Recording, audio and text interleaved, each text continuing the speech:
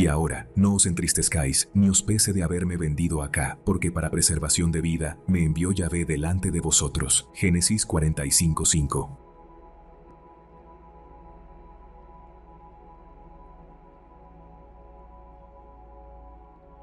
Bienvenidos a Lecturas de la Biblia. Hoy seguimos el camino de José, del gobierno de Egipto al encuentro más temido de su historia, cuando el hambre trae de vuelta a quienes lo habían dejado atrás. En el capítulo anterior, el copero recordó al hebreo de la prisión y el faraón mandó traer a José. El sueño del palacio abrió una puerta que la injusticia había cerrado por años, y José quedó delante del trono, no como dueño de nada, sino sostenido por Yahvé.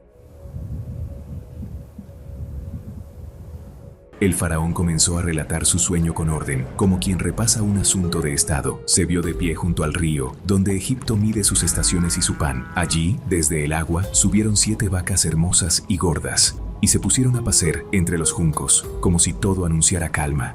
Pero detrás de ellas emergieron otras 7 vacas, feas y muy flacas, de aspecto tan pobre que el rey no recordaba haber visto cosa semejante en su tierra. En el sueño, aquellas vacas flacas devoraron a las gordas, y aun después de haberlas consumido, no cambiaron. Siguieron igual de vacías, como si el hambre no tuviera fondo.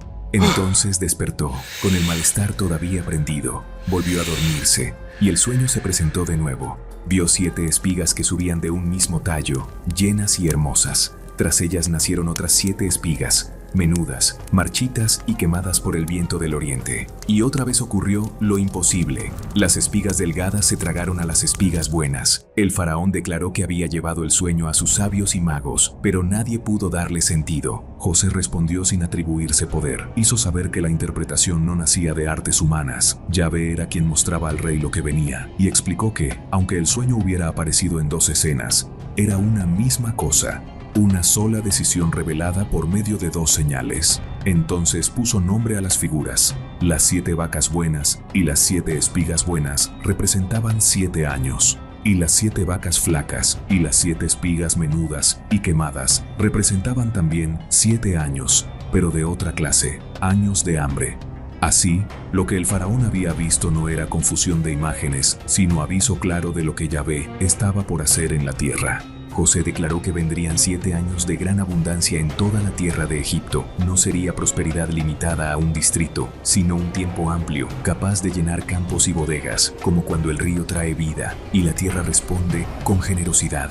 Pero advirtió que después se levantarían 7 años de hambre, y sería tan severa que la abundancia sería olvidada.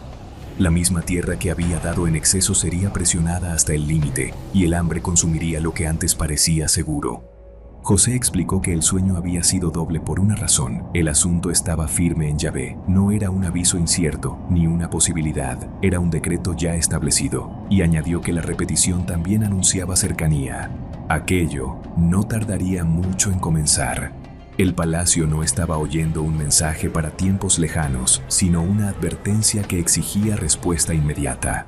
Por eso, José aconsejó que el faraón buscara un hombre prudente y sabio y lo pusiera sobre la tierra de Egipto, no como adorno de corte, sino como cabeza real de una estrategia. Dijo que el faraón debía nombrar oficiales y establecer un orden durante los años buenos, que se recogiera la 5ª parte de los frutos en los 7 años de abundancia, no para destruir al campo, sino para salvar al país cuando el campo ya no respondiera. Mandó que aquel alimento se juntara bajo la mano del faraón y que se guardara en las ciudades para que el grano quedara protegido y disponible. Así, cuando llegaran los años de hambre, habría provisión preparada y la tierra no perecería. El plan agradó al faraón y a sus siervos, porque no era una idea suelta. En el palacio se entendió que el sueño no había sido contado para inquietar, sino para preparar. Entonces, el faraón miró a su alrededor y reconoció algo que sus consejeros no podían fabricar. En José había una sabiduría que no venía solo de cálculo humano. Dijo que no hallarían fácilmente a otro hombre en quien estuviera el espíritu de Yahvé de aquella manera. El faraón concluyó que, si Yahvé le había mostrado todo aquello a José, no había nadie más prudente ni sabio para llevarlo a cabo. No lo dejó como intérprete, lo elevó como administrador, lo puso sobre su casa y decretó que el pueblo se gobernaría por su palabra. Solo el trono quedaría por encima de él. Una forma clara de decir que José tendría poder real sobre la tierra, sin ser rey. Para que nadie dudara, el faraón le entregó el anillo anillo de su mano, señal de autoridad para sellar decretos. La decisión quedaba visible y oficial. Lo vistieron con vestiduras de lino fino, propias de alta dignidad en Egipto, y pusieron un collar de oro en su cuello. Así, el antiguo prisionero fue marcado ante todos como hombre de gobierno. Luego lo hizo subir en el segundo carro. No fue un paseo, fue una proclamación ante la ciudad y las provincias. Delante de él se anunciaba que el pueblo debía inclinarse. Con ese gesto, el reino aprendía a reconocer autoridad, donde antes habría visto solo a un extranjero. El faraón afirmó que, aunque él era faraón, sin José nadie alzaría mano ni pie en toda la tierra de Egipto. Le dio nombre egipcio y también le dio esposa, Asenat, hija de Potifera, sacerdote de On. Así quedó integrado al sistema del país.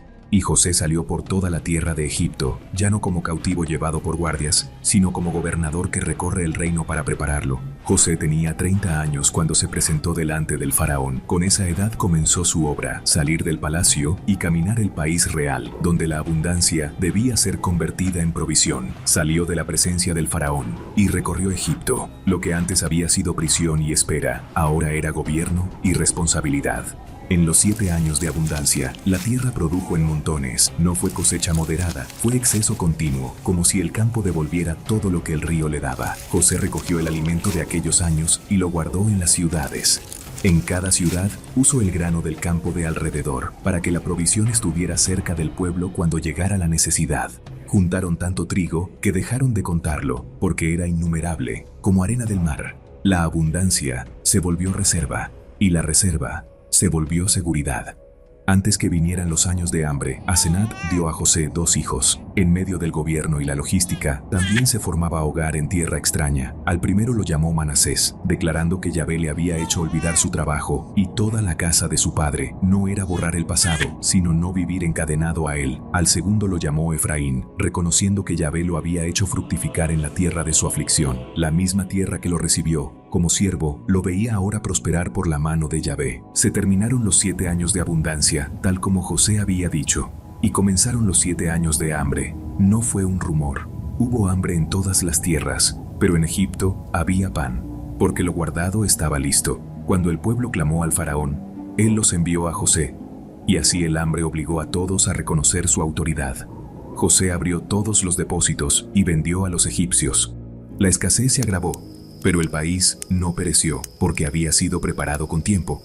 Y de todas las tierras venían a Egipto para comprar, porque el hambre arreciaba en toda la tierra. Los caminos se llenaron de viajeros, y el mundo comenzó a moverse hacia Egipto, acercando, sin saberlo, el día en que Canaán también tendría que venir por pan. Cuando Jacob vio que en Egipto había alimento, entendió que la tierra de Canaán no podía sostenerse por sí sola. La escasez ya no era temor, sino realidad diaria, campos sin fuerza, reservas que se acortaban, familias midiendo cada grano. Entonces reprendió a sus hijos por quedarse inmóviles, como si mirar el problema lo resolviera. Les mandó descender a Egipto para comprar, con un propósito claro, vivir y no morir. Pero no envió a Benjamín. Lo guardó consigo, porque el recuerdo de una pérdida seguía gobernando su cuidado, y temía que el mal se repitiera. Así partieron 10 hermanos, mezclados entre otros viajeros que también buscaban pan. La región entera se movía hacia Egipto, porque el hambre ya había alcanzado a Canaán. José era el gobernador de la tierra y por su mano pasaba el alimento. Él administraba la compra, la medida, el reparto, y el control del grano era el control de la vida. Cuando sus hermanos llegaron, se postraron delante de él, con el gesto que Egipto exigía ante la autoridad. José los reconoció al instante, pero ellos no lo reconocieron. Entonces recordó los sueños de su juventud. Aquella escena, hombres inclinándose ante él, no fue simple coincidencia. Era una pieza que encajaba con un diseño más antiguo que el hambre. José les habló con aspereza, no por arrebato, sino con intención. Los trató como sospechosos en un país que se defendía en tiempos de crisis. Los acusó de venir como espías, de querer ver la debilidad de la tierra, rutas, puertas, lugares vulnerables. Ellos se defendieron con insistencia.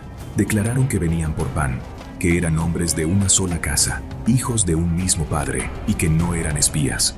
Mencionaron la estructura familiar, 2 hermanos en total. Uno ya no estaba, y el menor permanecía con el padre en Canaán. José sostuvo la acusación. Para él, la información era exacta, pero no por lo que ellos imaginaban. Su severidad buscaba algo más que seguridad, buscaba verdad.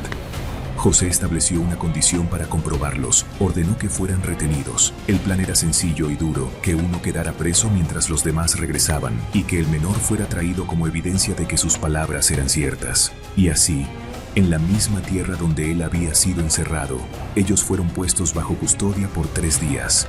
Al tercer día, José cambió el curso de la prueba, declaró que tenía a Yahvé, y esa afirmación, en un palacio egipcio, era más que una frase, era una señal de que su dureza tenía límites. Determinó que solo uno quedaría retenido, y que los demás podrían llevar grano para sostener a sus casas, pero el requisito permanecía, debían regresar con el hermano menor. Solo así quedarían justificados y no morirían. El hambre les daba prisa, pero la condición les ponía peso. Volver a casa con pan no sería el final del viaje, sería apenas el inicio de otro regreso. Entonces, entre ellos, comenzó a levantarse un pensamiento antiguo. Interpretaron su desgracia como consecuencia de su pecado, recordaron la angustia de su hermano en el pasado, y cómo no escucharon su ruego. Rubén los confrontó con lo que ya había advertido. La sangre pide cuenta, y lo que se encubre no desaparece. En ese intercambio, la herida vieja volvió a sangrar, pero ahora como conciencia. José entendía todo, porque escuchaba por medio de intérprete, y su silencio era el de quien sostiene un juicio con el corazón dividido. Se apartó para llorar.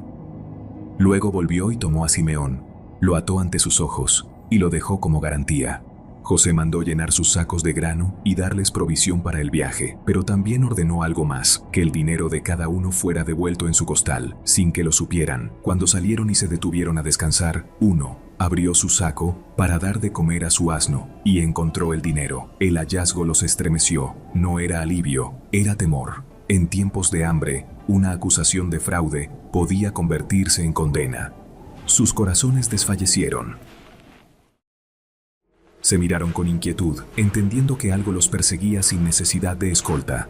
Al llegar, contaron a su padre todo lo sucedido. Hablaron del gobernador severo, de la acusación, de la prueba, de Simeón retenido. Explicaron que el retorno con el menor era la única vía para demostrar integridad, rescatar al hermano y asegurar comercio futuro. Israel escuchó con el rostro endurecido por pérdidas acumuladas. Al vaciar los sacos, apareció el dinero en los costales de todos. No era un caso aislado, era general. La señal fue contundente y el temor se hizo completo. En aquella casa, la provisión venía acompañada de amenaza. Israel y sus hijos temieron, porque entendieron que el asunto podía volverse contra ellos si regresaban sin explicación. Israel habló desde el dolor, dijo que le habían privado de sus hijos. Uno ya no estaba, Simeón estaba ausente, y ahora pedían a Benjamín. Para él, todo parecía una misma ola que venía a llevárselo todo. Rubén intentó ofrecer garantía, incluso con palabras extremas, pero el padre no cedió. Declaró que el menor no descendería con ellos, porque su hermano había muerto, y solo él quedaba de aquella madre. Temía que en el camino le aconteciera mal, y que su vejez descendiera al sepulcro con tristeza. Así quedó la casa suspendida, con grano por un tiempo, con un hijo retenido en Egipto y con una condición que exigía lo que Israel más se negaba a entregar. La provisión que habían traído no duró para siempre. El hambre siguió pesada sobre la tierra y el pan guardado se fue acabando, grano tras grano, día tras día. Cuando el alimento se consumió, Israel habló de nuevo. Debían volver a Egipto a comprar. No era deseo, era necesidad. La vida de la casa dependía de ello. Judá respondió con claridad. El hombre les había advertido que no verían su rostro si no llevaban al hermano menor. La condición no era negociable. Dijo que, si Israel enviaba a Benjamín, ellos irían. Pero si no lo enviaba, no descenderían, porque regresar sin el menor sería entrar directo al juicio del gobernador. Israel, herido y desconfiado, preguntó por qué habían revelado detalles de la familia. En su mente, aquella información había abierto la puerta a la exigencia. Ellos explicaron que el hombre les preguntó con insistencia por su padre y por sus hermanos, y que respondieron lo que era verdad. No podían saber que esas palabras volverían como cadena sobre la casa. Entonces Judá se ofreció como garante. No habló con ligereza, sino con sentido de carga. Dijo que él respondería por Benjamín, que lo tomaría bajo su cuidado y lo traería de regreso. Le pidió a Israel que no retrasara más la decisión. Afirmó que, si hubieran partido antes, ya habrían vuelto 2 veces. El tiempo perdido también era un peligro. Israel cedió, no porque se le quitara el temor, sino porque la necesidad lo empujó. Ordenó que tomaran de lo mejor de la tierra como presente: bálsamo, miel, aromas, mirra, nueces y almendras, como señal de respeto ante el gobernante. Mandó llevar doble dinero: el pago del nuevo grano y el dinero que había aparecido en los costales, por si había sido un error. Y finalmente, dijo que tomaran a Benjamín y descendieran. Antes de despedirlos, Israel los encomendó a Yahvé, pidió que el hombre les mostrara misericordia y dejara volver a Simeón, y también a Benjamín, y concluyó con una frase nacida de resignación y fe mezcladas. Si había de quedar sin hijos, que así fuera. Entonces partieron, llevando el presente y el dinero, y el menor con ellos, camino a Egipto. Tomaron el presente, el doble dinero, y a Benjamín, y descendieron a Egipto. Cuando se presentaron, el gobernador los vio, y al ver al menor con ellos, dio una orden a su mayordomo, que los condujera a su casa y preparara alimento, porque comerían con él al mediodía. Cuando los llevaron a la casa, el miedo se les levantó. Pensaron que aquella invitación no era favor, sino trampa por causa del dinero hallado antes en los costales. Se prepararon para explicar el asunto, temiendo acusación, servidumbre y pérdida.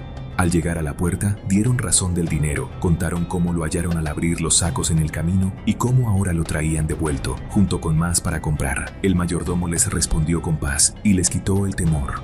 Atribuyó el hecho a Yahvé, a quien su casa temía y al que su padre reverenciaba. Entonces sacó a Simeón y lo puso con ellos. Dentro de la casa les dieron agua para lavar sus pies y alimento para sus asnos, como se acostumbra con viajeros cansados. Prepararon el presente, porque supieron que el gobernador vendría a comer allí. Cuando él llegó, le ofrecieron lo traído y se inclinaron en señal de respeto. Él les preguntó por su bienestar y por el anciano, si aún vivía. Al ver a Benjamín, el hijo de su misma madre, lo bendijo y su interior se estremeció. Se apartó con prisa a un aposento para llorar y luego volvió. Se lavó el rostro y se recompuso, ordenando que sirvieran la comida. Se dispuso la mesa en 3 partes, para él, para ellos y para los egipcios aparte, pues los egipcios evitaban comer con hebreos por costumbre y repulsión ritual. Los sentaron conforme al orden de su nacimiento, y se miraron asombrados al ver la precisión. Les enviaron porciones desde su mesa, y la porción del menor fue 5 veces mayor. Comieron, bebieron y quedaron animados. Al terminar el banquete, José ordenó a su mayordomo llenar los costales de sus hermanos con alimento, tanto como pudieran llevar, y poner el dinero de cada uno en la boca de su costal, como antes, pero añadió una señal más grave: que su copa, la copa de plata, fuera puesta en el costal del menor, junto con su dinero. Todo quedó dispuesto sin ruido, como obra hecha de noche. Cuando clareó el día, los hombres fueron despedidos y salieron de la ciudad con sus asnos. No habían avanzado mucho cuando José envió a su mayordomo tras ellos. Al alcanzarlos, les presentó la acusación.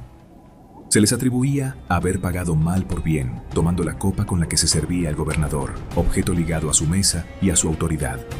Ellos respondieron con seguridad, afirmando que no harían tal cosa, recordando incluso que habían traído de vuelta el dinero hallado antes. Aceptaron una prueba severa, que se revisaran los costales y que el hallazgo recayera con peso sobre el culpable. El mayordomo registró desde el mayor hasta el menor, y la copa apareció en el costal de Benjamín. Entonces se rasgaron las vestiduras, cargaron de nuevo sus asnos y volvieron a la ciudad, no como comerciantes, sino como hombres alcanzados por una culpa que parecía inevitable.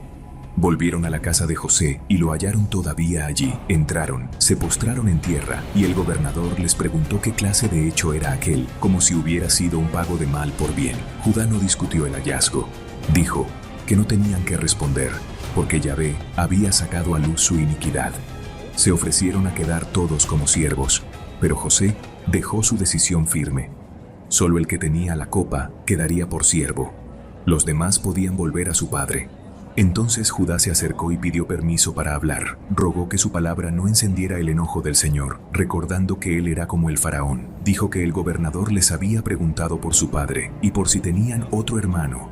Y ellos respondieron que tenían un padre anciano y un hijo pequeño nacido en su vejez, y que el hermano de ese joven ya no estaba, por lo cual había quedado como el único de su madre, y su padre lo amaba.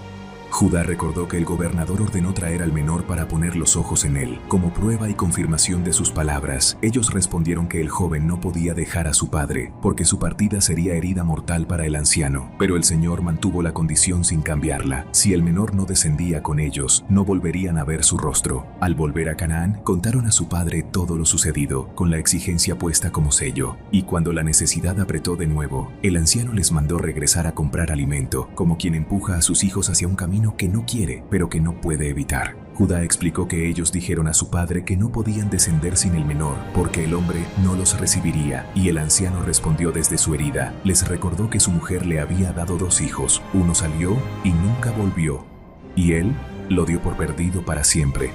Ahora, si tomaban también a este y le acontecía mal en el camino, su vejez bajaría al sepulcro con tristeza.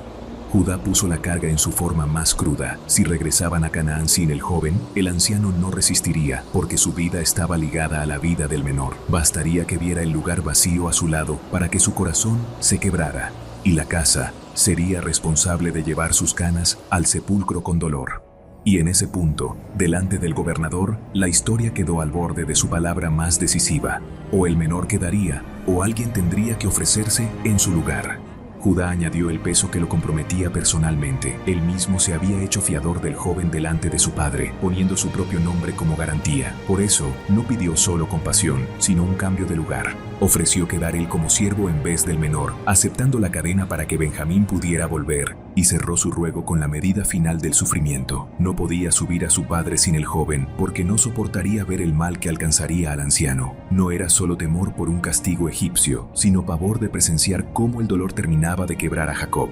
En esa afirmación, Judá dejó su vida bajo el juicio del gobernador, como quien se entrega para salvar lo que queda de su casa. Entonces José ya no pudo contenerse, ordenó que salieran todos los egipcios que estaban cerca, y quedó a solas con sus hermanos en la casa. La voz del llanto se levantó con fuerza y resonó más allá del aposento, porque el dolor guardado por años no salió en gotas, sino como torrente. En medio de ese quebranto, José se dio a conocer, declaró su identidad, y el nombre que ellos habían enterrado volvió a ponerse de pie delante de ellos. Sus hermanos quedaron turbados, sin respuesta, porque el rostro del gobernador se volvió el rostro del hermano vendido, y la distancia de décadas se cerró en un instante. José los hizo acercarse y afirmó que no debían consumirse por la angustia de lo que habían hecho, porque, por encima del pecado de los hombres, Yahvé había dirigido el camino para preservar vida. Lo que ellos quisieron para destrucción fue usado como provisión. Lo que parecía tumba se volvió puerta. Y allí, en el silencio que sigue al llanto, la historia cambió de rumbo, no por la fuerza de Egipto, sino por la mano de Yahvé, que convierte la herida en propósito y el juicio en comienzo.